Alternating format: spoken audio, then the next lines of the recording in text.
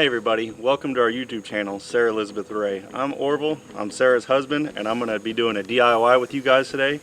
As you know, there's a desk shortage right now, and we need a desk. So instead of waiting 2 months to get a desk, we're going to build one, alright? So follow along and see how we do it.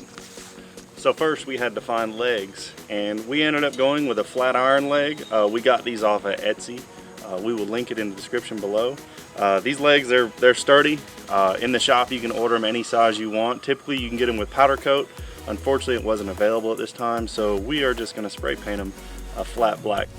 The only tool you need for this DIY is a cordless drill or screw gun.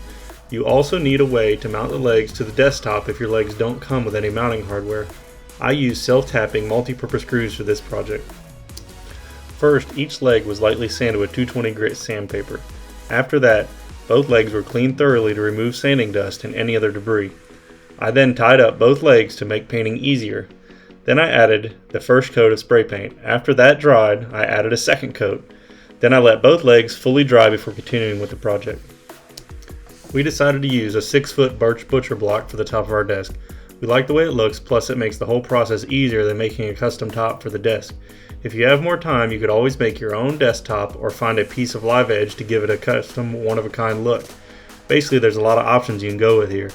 We got our 6-foot birch butcher block at Home Depot. I'll link it in the description below. Once the legs were finished drying, I located and marked where we wanted to mount them. Then I installed the legs for a test fit before we sealed the butcher block. I sanded the bottom of the butcher block with 220 grit sandpaper and then cleaned it thoroughly. Then I applied the first coat of satin oil-based polyurethane per the manufacturer's instructions. Once it dried, I sanded lightly with 220 grit sandpaper and thoroughly cleaned before adding our second coat of polyurethane. After it dried, we mounted the legs and turned the desk over to start working on the top. I followed the same process on the top of the desk once we got it flipped over. It was sanded and cleaned thoroughly. Since this was a side we were going to be working on, I applied 3 coats of polyurethane following the same process we did on the bottom per the manufacturer's instructions. Apply, sand, clean, apply, and so on until you get the desired finish. Here's the finished product. It came out great and only took about a day, including the time for the polyurethane to dry.